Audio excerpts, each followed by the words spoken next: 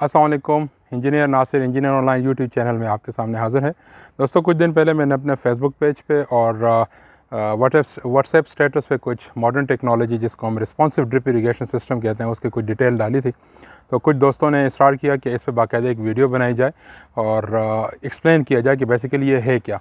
तो इसी सिलसिले में आज हम फील्ड स्टेशन आए हैं। रिस्पॉन्सिव ड्रिप इरिगेशन का एक प्लॉट है, एक डेमो प्लॉट लगाया गया है जिसमें एक साइड पे रिस्पॉन्सिव ड्रिप इरिगेशन सिस्टम चल रहा है और एक साइड पे कन्वेंशनल ड्रिप इरिगेशन सिस्टम चल रहा है। और जैसे मैंने बताया कि देखने में भी वाज़ेह फ़र्क नज़र आ रहा है, दोनों क्रॉप्स की जो ग्रोथ है उसमें वाज़ेह फ़र्क नज़र आ रहा है।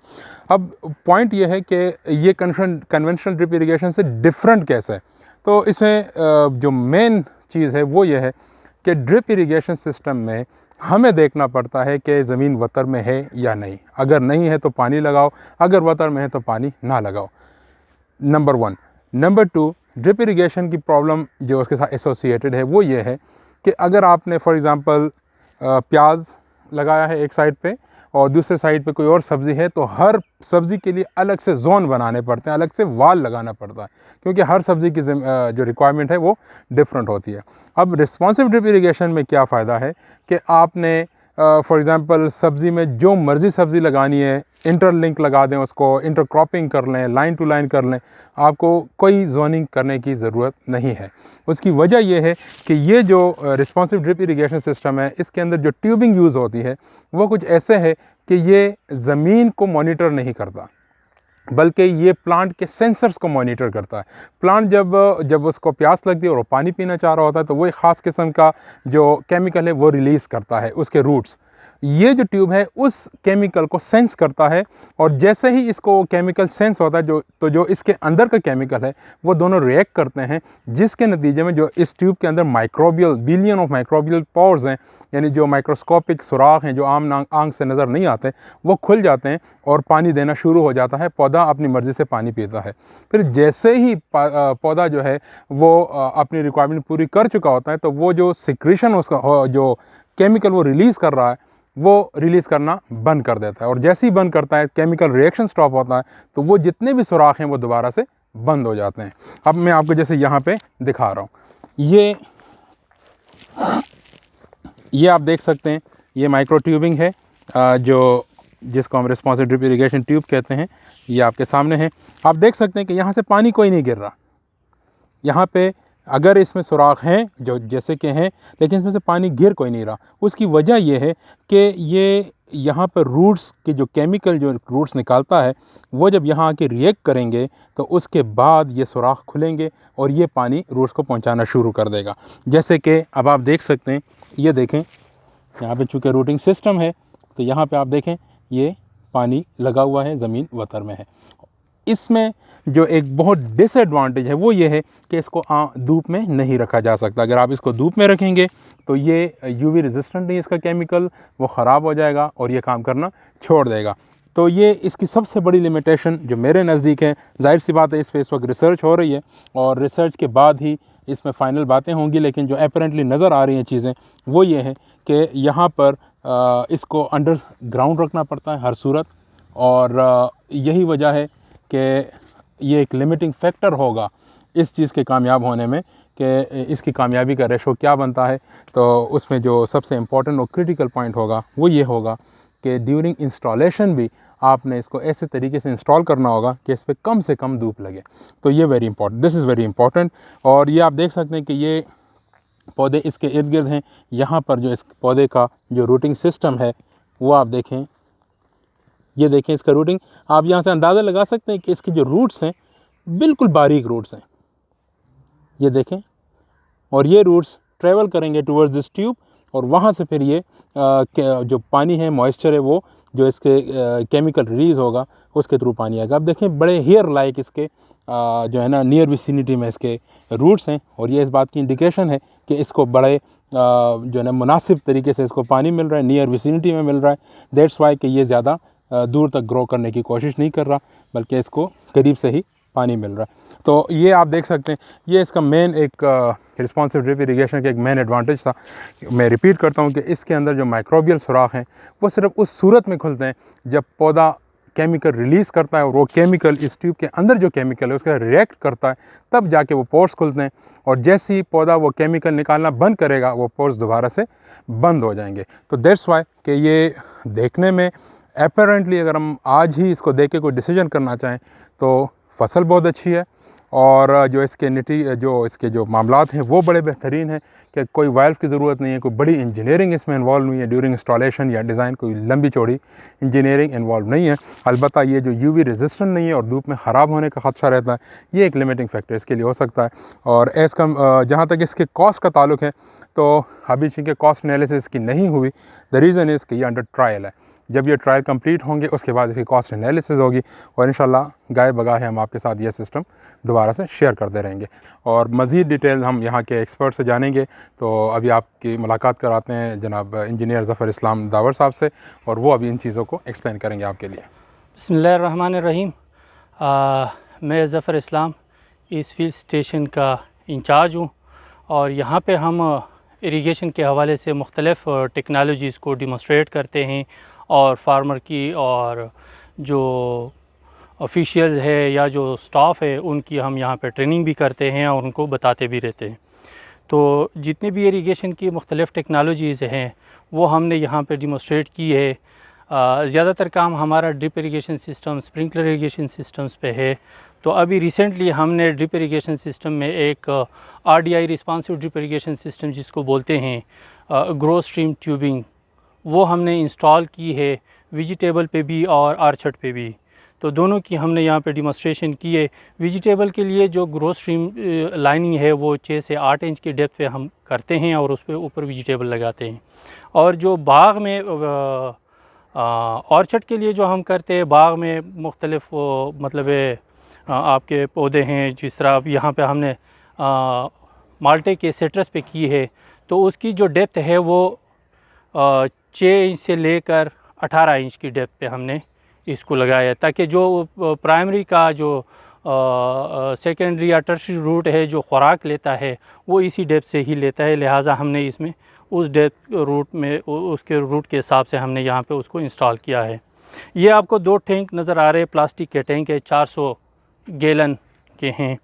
ये एक हमने ऑर्चर्ड के लिए लगाया है जो माल्टे का बाग है, और ये जो आपको दूसरा नज़र आ रहा है ये वेजिटेबल के लिए लगाया है। दोनों पे हमने वाटर मीटर इंस्टॉल की है कि दोनों में जो पानी का मकदार है वो कितना पानी इसमें जाता है सिस्टम में, कितना मेरा मतलब है पौधों में कितना कंज्यूम हो रहा है, कितना वेजिटेबल में कंज्यूम हो रहा है। हालांकि ये एक भी मेरा ये पर्पस सर्व कर सकता था, लेकिन चूँकि ये एक रिसर्च एक्सपेरिमेंटल बेसिस पे हमने लगाया है कि पौधे को कितनी ज़रूरत है पानी की, वो कितना ले रहा है और वेजिटेबल कितना ले रहा है, तो ये उसके लिए है।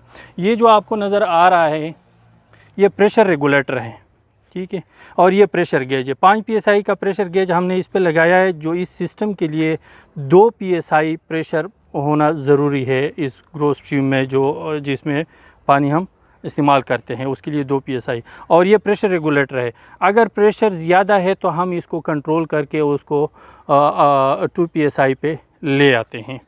ये बाकी जो है ना इसका सारा PVC जो आम ड्रिप इरिगेशन सिस्टम में मटेरियल यूज़ होता है, इसमें भी सिंपल वही मटेरियल यूज़ हो रहा है। इस पे खाली ग्रो स्ट्रीम की आपने लगानी है, बाकी ये वही टी है जो आम ड्रिप इरिगेशन सिस्टम में। ये PVC के चीज़ लगते हैं, मटेरियल सारा PVC का आम ड्रिप इरिगेशन सिस्टम में जो यूज़ होता है वो इसमें भी यूज़ हो रहा है। तो अब आ जाए आप लोग, अच्छा ये जो वाटर मीटर है ये हमने देखे इस यहाँ पे आपको मैं दिखा देता हूँ कि ये 720.71 गैलन पानी अभी तक इसमें से, जब से मैंने ये 2 हफ्ते के टाइम का है, 400 गैलन इसका अपना जब इसमें से पानी गया है, इसकी अपनी कैपेसिटी है। अब 720 है तो तकरीबन कोई 300 गैलन पानी सिस्टम में इस्तेमाल हुआ है अभी तक। ये तकरीबन जो पानी इसमें से अभी तक इस्तेमाल हुआ है 720 गैलन आज तक के डेट का है, ये तकरीबन 17 दिन का पानी इसमें से चला गया है। यानी 17 दिन में ये आप 320 गैलन का पानी इसमें इस्तेमाल हुआ है। और ये जो ढकना है ये लाजमी इसके ऊपर आपने कवर करके रखना है ताकि इसमें से कोई दूसरी चीज़ ना गिर जाए, कोई बायोलॉजिकल एक्टिविटीज़ इसमें शुरू ना हो जाए। अच्छा, इसमें आप ये कर सकते हैं कि इसमें लिक्विड फर्टिलाइज़र भी आप डाल के सारे पौधों को इक्वली आपके मतलब फर्टिलाइज़र भी जो है ना इक्वली डिस्ट्रीब्यूट हो सकता है इससे। अच्छा, ये जो आपको अभी मैंने ऊपर के दो टैंक दिखाए कि एक हमारा बाग के लिए है और एक हमारा वेजिटेबल के लिए। तो जो बाग के लिए पीवीसी लाइन उस टैंक से आया हुआ है, यहाँ पे ये आपको अगर कैमरा करीब करके दिखा सके तो प्रेशर रेगुलेटर इस पे लगा हुआ है और अभी जो प्रेशर इसमें है 1.9 PSI प्रेशर है इसमें से, ठीक है। यानी ये 2 के आसपास है, लिहाजा सिस्टम इस पे काम कर रहा है। और ये पीवीसी की लाइन सीधी 0.25 इंची की हमने इस पूरे बाग में, इसमें तकरीबन 15 पौधे एक लाइन पे अभी हैं। तो ये 15 पौधों के लिए आधी इंच की हमारी 0.25 इंच की लाइन जो है ना गई हुई है। आ जाए ज़रा ये पौधे तक, आपको मैं दिखा देता हूँ कि यहाँ से ये किस तरह डिस्ट्रीब्यूशन इसकी हुई है। अच्छा, ये जो पोजीशन है ये पीवीसी लाइन से हमने ग्रो स्ट्रीम ट्यूबिंग की आगे लाइन निकाली हुई है 6 इंच की डेप्थ पर, सीधा ये पौधे के तो 5 फुट तक ये 6 इंच की लाइन गई है। यहाँ पे हमने टी डाल के 5 फुट, चूँकि इसकी रूट की जो कैनोपी का मैच्योरिटी पे है वो तकरीबन कोई 10 फीट डाया कवर करेगा। तो 10 फीट के हिसाब से 5 फीट यहाँ से लेकर यहाँ तक 5 फीट, और जो 6 इंच से लेकर 18 इंच की डेप्थ पे ये सीधा स्लोप वाइज आगे जा रहा है। तो यहाँ पर जो इसकी डेप्थ है, यानी इधर से लेकर सीधा इस तरह नीचे ये 18 इंच की डेप्थ पे जा रहा है। और यहाँ से भी हमने रूट के हिसाब से इसको जो है ना 5 फीट आगे तक 6 से 18 इंच की डेप्थ पे ये पानी जा रहा है। अब ये ऊपर आपको सारा खुश्क नज़र आ रहा है, लेकिन ऐसा है नहीं। आप अगर इसकी ज़रा हम थोड़ी सी खुदाई कर लें तो हमें ये जगह मिल जाएगी कि ये देखो नीचे नमी मौजूद है, ये नीचे इसमें नमी मौजूद है।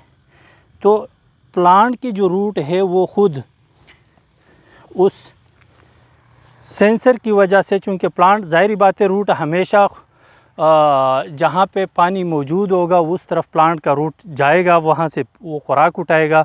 तो इसलिए रूट जो है ना अब वो इस हिसाब से आगे इस ग्रो स्ट्रीम की तरफ जाएंगे, इस ट्यूब की तरफ जाएंगे और वहाँ से अपना ये खुराक उठाएगा।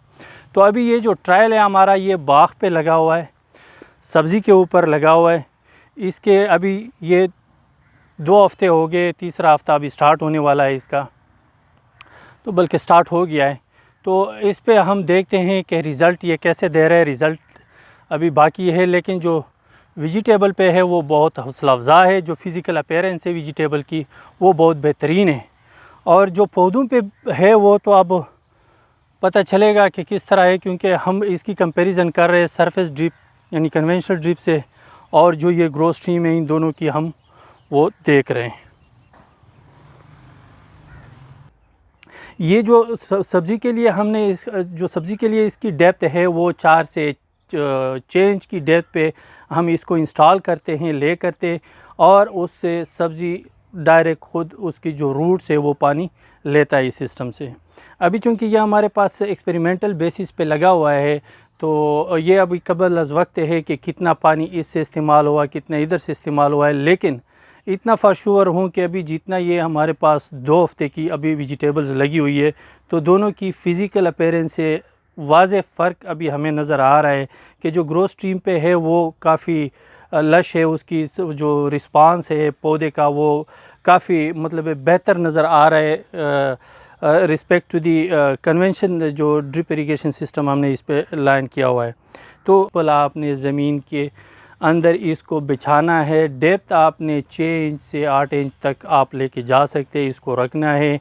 उस पे आप वेजिटेबल सिर्फ़ उसको आप कवर कर ले, ऊपर वेजिटेबल लगाए, और आपने जो ड्रम आपने सोर्स ऑफ वाटर जो रखा हुआ है, फॉर एग्ज़ाम्पल 400 US गैलन का आपने एक ड्रम रखा है उसके लिए, उसमें आपने पानी का ख्याल रखना है कि उसमें आप पानी टाइम टू टाइम डालें, ताकि पानी सिस्टम में ऐसा ना हो कि पानी ख़त्म हो जाए और आपका सिस्टम पर जो है ना वो फंक्शन, ज़ाहिरी बात है उसमें जो पानी नहीं होगा, तो ये चूँकि ज़मीन के अंदर होता है, ये प्लास्टिक टाइप एक जो जिस तरह शापर होते हैं उस स्ट्रेंथ का एक मटेरियल है, तो वो फिर जो है ना अगर चिपक गया तो दोबारा उसका वो उस पोजीशन में लाना मुश्किल हो जाएगा। लिहाजा इसलिए इसमें 2 PSI का प्रेशर हम बरकरार रखते हैं, और इसकी जो लाइफ है वो तकरीबन 12 से 15 साल है, अगर कोई एक्सटर्नल एलिमेंट्स उसको डैमेज ना कर ले। ये सिस्टम अभी चूँकि हमने एक्सपेरिमेंटल बेस पे लगाया है, तो हमारी कोशिश और ज़ाहिर बात है खुशी हमें ये होगी कि जिस तरह से अभी इनिशियली इसने रिस्पांस देना शुरू कर दिया है, तो ईल्ड में भी ये बेहतर परफॉर्म करेगा। पौधे की सेहत ठीक होगी, सही होगी, वो हेल्दी पौधा होगा, तो ज़ाहिर बात है उसका ईल्ड भी अच्छा होगा। तो मैं उम्मीद करता हूँ इंशाल्लाह जब इसके एंड पे रिज़ल्ट आएंगे तो वो भी हम आप लोगों से शेयर करेंगे। फिर हम इस पोजीशन में होंगे कि आपको हम बाकायदा इसकी रिकमेंडेशन दे कि बिल्कुल ये सिस्टम उससे इतना बेहतर परफॉर्म कर रहा है। तो ज़ाहिर जो देखने के लिहाज से है वो तो यह हमें अभी से ये इंडिकेटर मिल रहे हैं कि सिस्टम बहुत अच्छा परफॉर्म करेगा और एक अच्छा सिस्टम है। और ये न्यू टेक्नोलॉजी है। पाकिस्तान जैसे पानी के जो जिस तरह से पानी का मतलब शार्टेज है, उसमें ये बहुत बेहतर परफॉर्म कर रहा है और एक अच्छा यील्ड हमारे पास आ सकता है। Thank you very much. उम्मीद करता हूँ कि एक आम ज़मींदार को, एक छोटे फार्मर को इससे ज़्यादा से ज़्यादा फ़ायदा हो सकता है।